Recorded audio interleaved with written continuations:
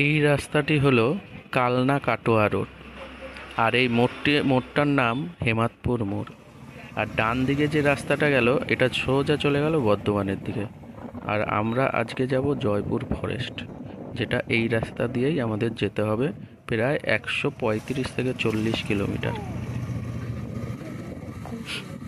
নমস্কার বন্ধুরা, আমি মিন্টু, আর তোমরা দেখছো Mintu and Puja YouTube channel. Jaipur forest, যেটা বাঁকুড়ায় অবস্থিত।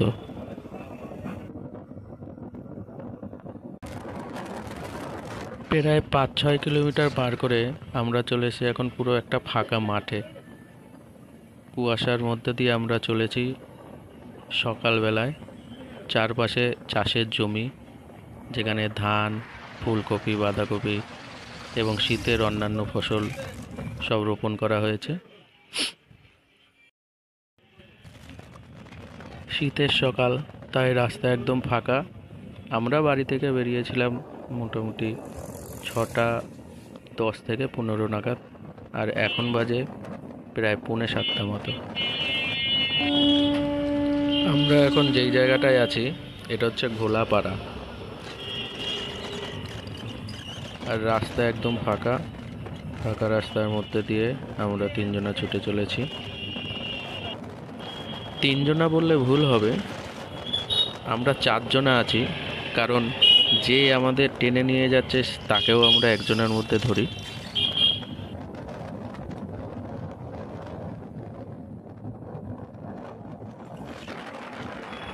এই জায়গাটা তোমরা একবার দেখো, এত কুয়াশা পড়েছে মনে হচ্ছে সামনে মেঘ, আর মনে হচ্ছে আমরা মেঘালয়ে চলে এসেছি।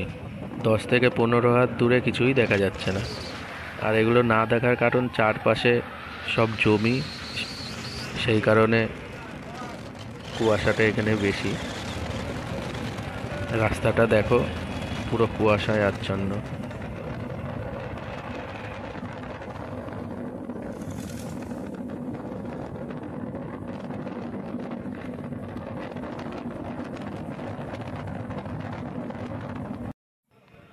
এটা হচ্ছে নাদনঘাট ব্রিজ।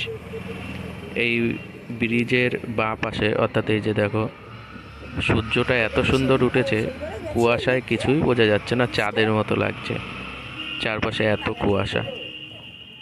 ওই ব্রিজ থেকে পার করে আমরা নেমে আসলাম আবার একটা এরকম ফাঁকা মাঠে। আর দূরের তাল গাছগুলো দেখো, ডান দিকেও ফাঁকা জমি, ধান ক্ষেত, সব ধান কাটা হয়ে গেছে। আর বাঁ দিকে এই দেখো, তাল গাছের সারি লম্বা হয়ে লাইন দিয়ে দাঁড়িয়ে আছে সব তাল গাছ। কত সুন্দর লাগছে দেখতে কুয়াশার এই সকালের আকাশ।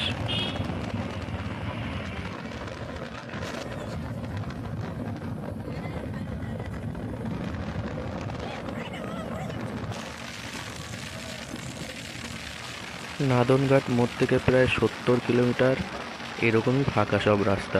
দুপাশে ধান ক্ষেত, তাল গাছ, আর মাঝখান দিয়ে পিচের এরকম কালো রাস্তা। আর সেই রাস্তা দিয়ে আমরা চলেছি আজকে আমাদের গন্তব্যে।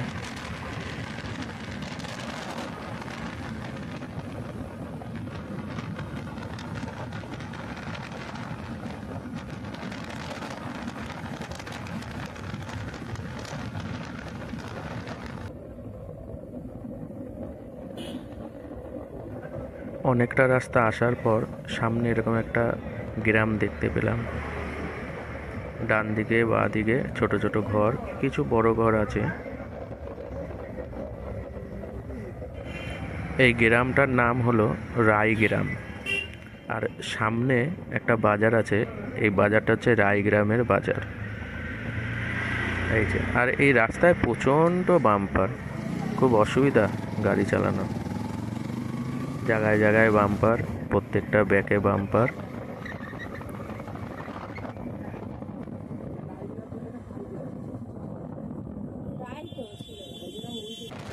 রায়গ্রাম পার করে আমরা পেয়ে গেলাম আবার আগের মতো সেই অপূর্ব রাস্তা, যেটার দুপাশে ফাঁকা মাঠ, চাষের জমি, আর মাঝখান দিয়ে রাস্তা।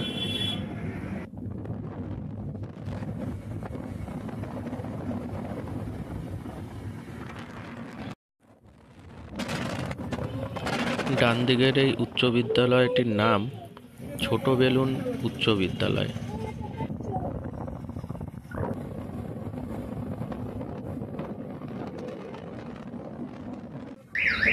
প্রায় 70 কিলোমিটার গাড়ি চালিয়ে আমরা এখন চলে আসলাম বর্ধমান ওভারব্রিজে।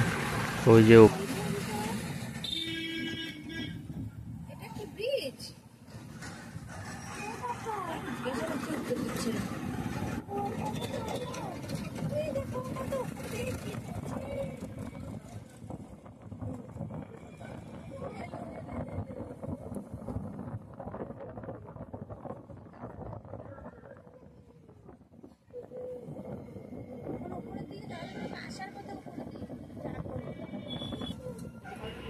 এই ওভারব্রিজে এর আগে আমি একবারই এসেছি এক বন্ধুকে নিয়ে, আর এইবার পুরো ফ্যামিলি নিয়ে একসাথে যাচ্ছি। আমার ছেলে এই ওভারব্রিজ দেখে তো তখন থেকে শুরু করেছে এটাই ও চড়বে, মানে এখান দিয়ে যাবে।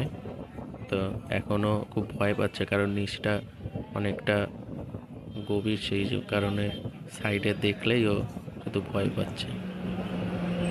তো সত্যি খুব ভালো লাগছে জায়গাটা, উপর দিয়ে দেখলে পুরো শহরটা মোটামুটি দেখা যাচ্ছে।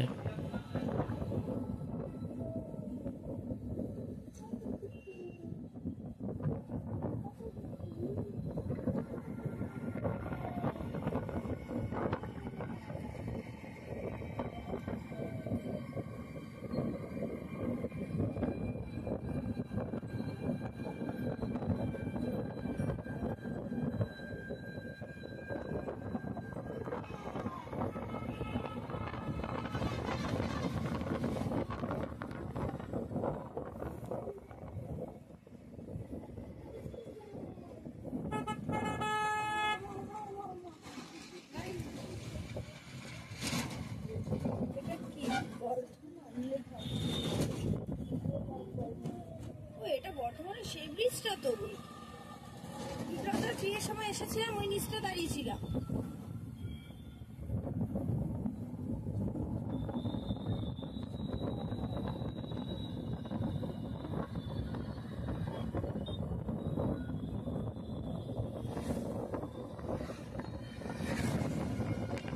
এইদিকে কি দুর্গাপুর লেখা ছিল?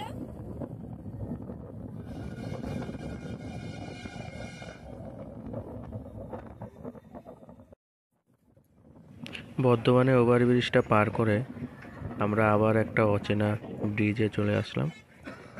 এই ব্রিজটার মাঝখানের যে পার্টগুলো জয়েন করা, সেই জয়েন্টের মাঝখানে খুব গ্যাপ, যার কারণে বাম্পারের থেকেও বেশি অসুবিধা হচ্ছে এই রাস্তায় গাড়ি চালাতে। আর প্রচুর গাড়ি, মানে একটুও ফাঁকা নেই ব্রিজটা। আর নিচটায় দেখো জল পুরো শুকিয়ে সামান্য জল আছে, পুরো বেশিরভাগটাই চর পড়ে গেছে। আর ব্রিজটার একবার দেখো অবস্থা, চতুর্দিকে শুধু গাড়ি আর গাড়ি, একটুও ফাঁকা নেই।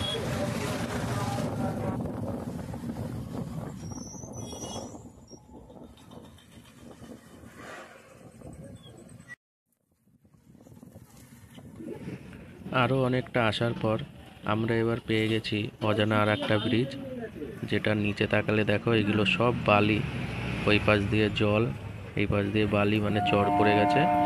আর এই ব্রিজটা একদমই ফাঁকা, পুরো ফাঁকা ব্রিজ, খুব সুন্দর দেখা যাচ্ছে চারপাশটা। আর ব্রিজটাও খুব ভালো, কোথাও কোনো ভাঙা নেই।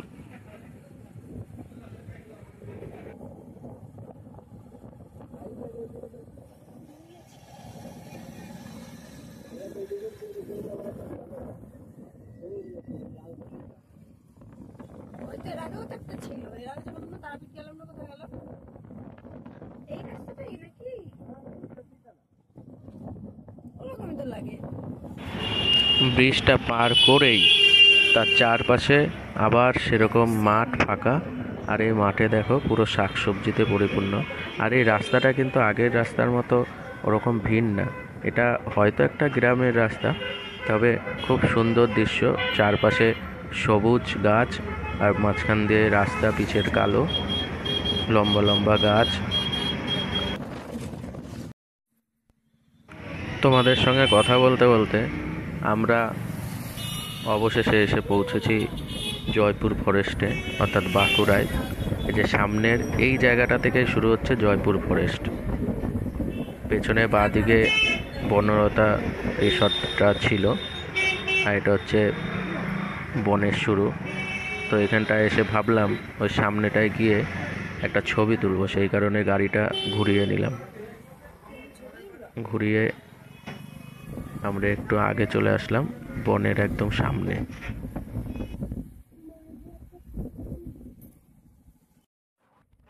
ফটো তোলা শেষ করে আমরা আবার এই বনের শেষ থেকে আবার যাত্রা শুরু করলাম। আর দুপাশে দেখো বনগুলো পুরো একদম ঘন, কিছু দেখা যাচ্ছে না। এর পেছনে কি আছে, যতদূর চোখ যায় শুধু গাছ আর গাছ, ডান দিকে বাঁ দিকে। আর রাস্তাটা একবার দেখো কত সুন্দর। আর আমরা এখন যাব চাতাল। এখানকার স্থানীয় লোকেরা এটাকে চাতালই বলে যেখানে যাব, কিন্তু ওটা হচ্ছে ব্রিটিশ এয়ারপোর্ট, যেটা দ্বিতীয় বিশ্বযুদ্ধের সময় ইংরেজরা বানিয়েছিল নিজেদের যুদ্ধ বিমান ওঠানো নামানোর জন্য।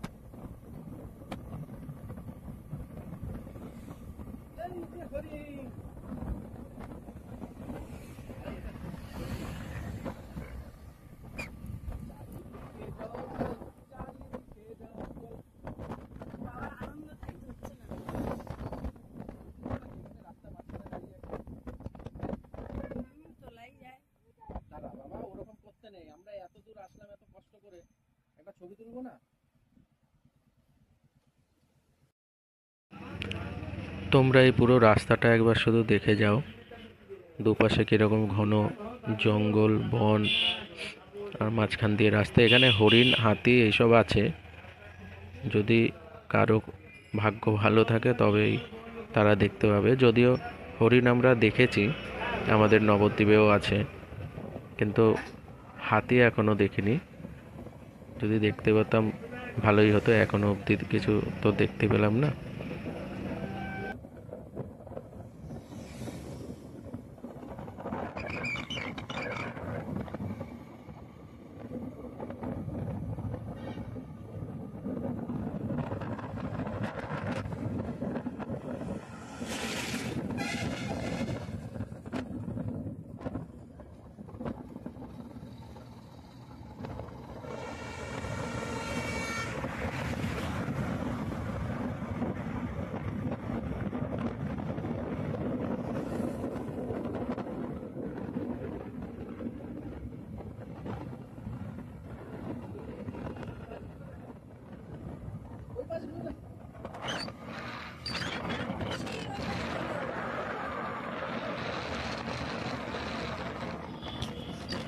জঙ্গলটা দেখেছো কত ঘন? একটু কাছের থেকে দেখাই। এই দেখো, জঙ্গলটা ওই পিঠের কিছুই দেখা যাচ্ছে না, শুধু গাছ আর গাছ, জঙ্গল আর জঙ্গল। দেখো পুরো ঘন জঙ্গল, কোথাও কোনো ঘর বাড়ি কোনো কিছু দেখা যাচ্ছে না, শুধু জঙ্গল আর মাঝখান দিয়ে রাস্তা। অপরূপ দৃশ্য, অপূর্ব, খুব সুন্দর। এই ব্রিজটা পার করে এই যে বাঁদিকে যে রাস্তাটা চলে গেল, এই যে এটাই হচ্ছে সেই ব্রিটিশ এয়ারপোর্টের রাস্তা। তবে এখান দিয়ে প্রায় 8 কিলোমিটার আমাদের আরও যেতে হবে। যাওয়ার পরে তারপরে আমরা সেই ব্রিটিশ এয়ারপোর্টে গিয়ে উঠব। এই জায়গাটাও জঙ্গল। এই জায়গাটার নামই জয়পুর ফরেস্ট। পুরো জঙ্গলে ভর্তি। এটা তো পিচের রাস্তা, কিন্তু আরেকটু আগে গিয়েই লাল মাটির রাস্তা পড়বে। চারিপাশে জঙ্গল, লোকালয় নেই, কোনো ঘরবাড়ি নেই, পুরো ফাঁকা।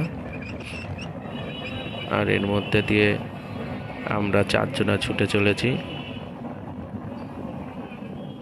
পুরো ফাঁকা রাস্তা দেখো।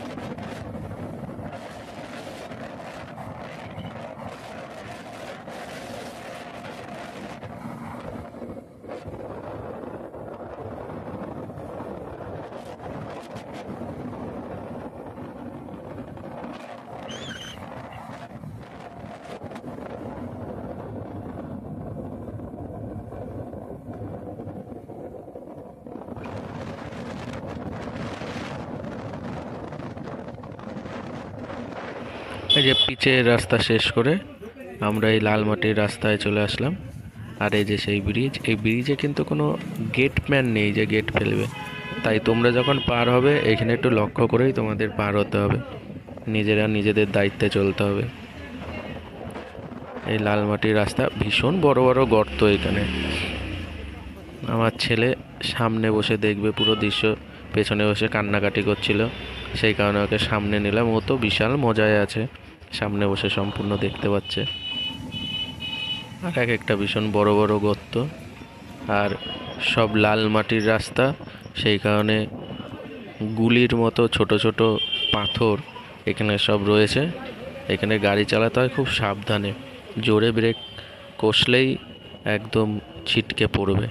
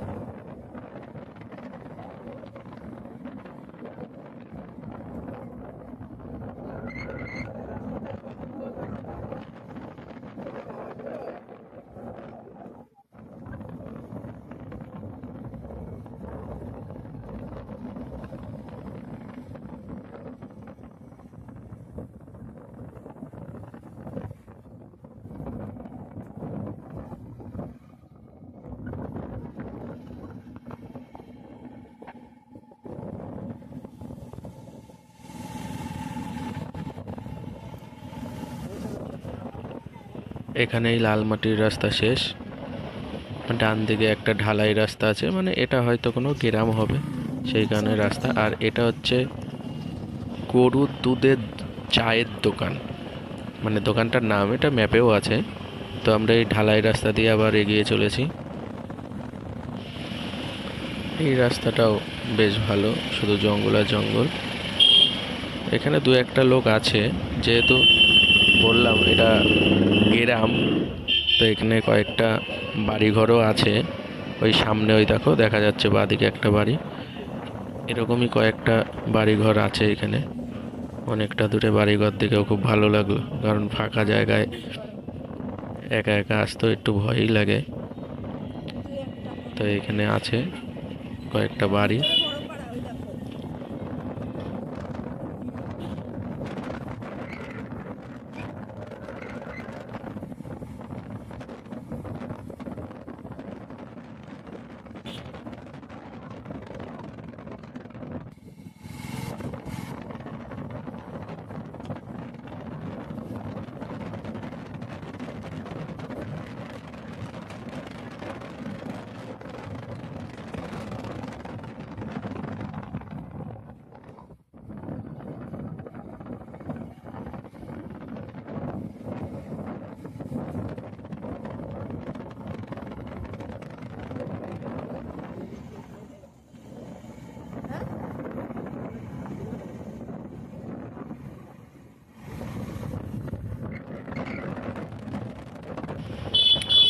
এখানের এই লাল মাটির রাস্তাগুলোর অবস্থা কিন্তু খুবই খারাপ।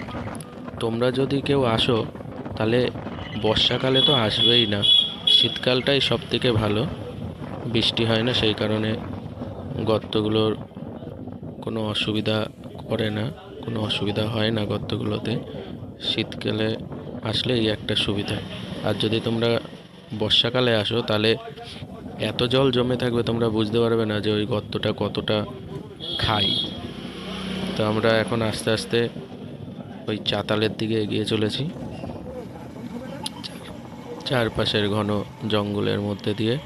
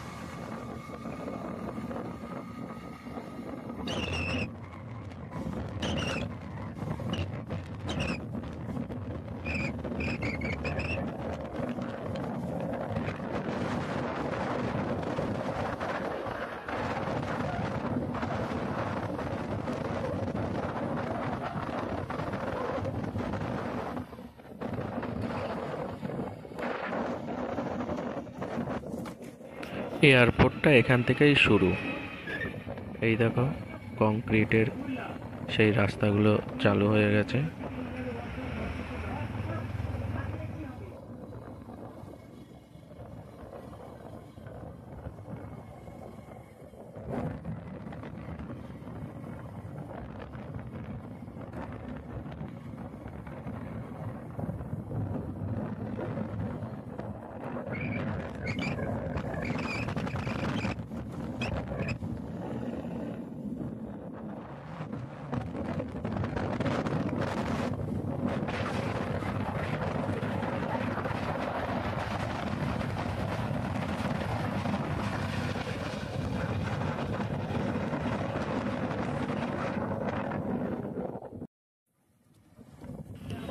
অবশেষে আমরা এসে পৌঁছালাম চাতাল অর্থাৎ বিটিসি এয়ারপোর্টে। এখন তোমরা এই এয়ারপোর্টের চারপাশটা দেখো কতটা সুন্দর।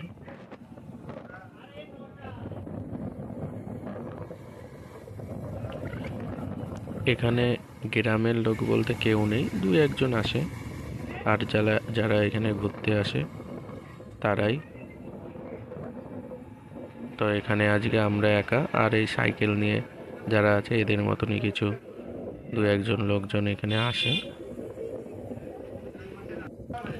তবে আমার মনে হয় এখানে যারা স্থায়ী বাসিন্দা মানে আশেপাশে যাদের বাড়ি, তারা কিন্তু এখানে ঘুরতে আসে না, কাজের সূত্রে হয়তো এই রাস্তা দিয়েই যাতায়াত করে।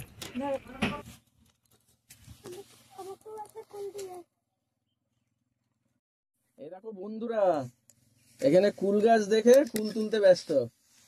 এই যে কুলে ভর্তি একদম গাছ। বিস্কুট খা।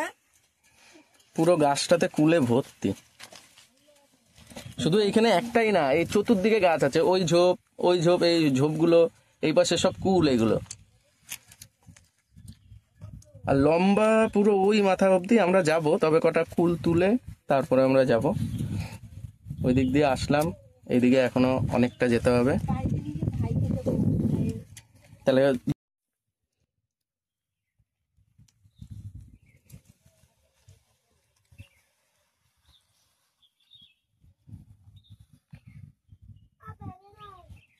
ব্যাগ ভর্তি হয়ে যাবে।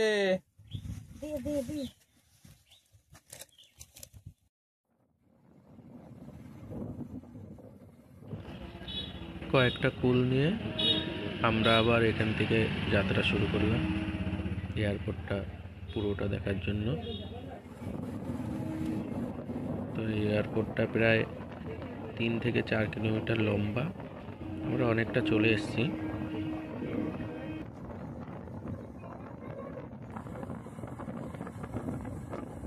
এটা এয়ারপোর্ট ছিল।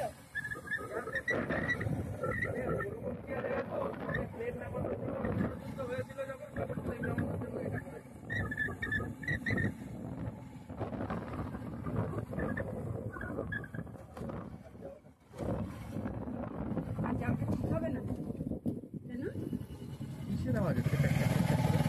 তা তো জানি না। কেন ওইদিকে যাবো না?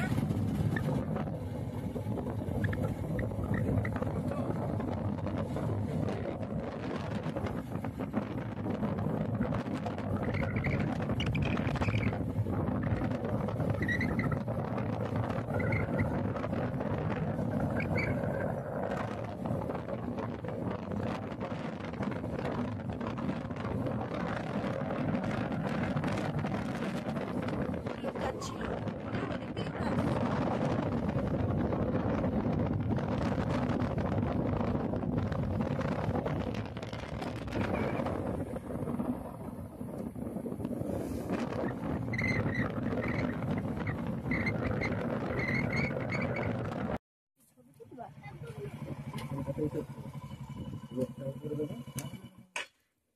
মাই গড মাই গড। প্রায় 140 কিলোমিটার গাড়ি চালিয়ে আমরা এখন এসেছি এই চাতালে বিটিসি এয়ারপোর্টে। এখানে এখন একটা গাছের ছায়ায় দাঁড়িয়ে আমরা খাচ্ছি।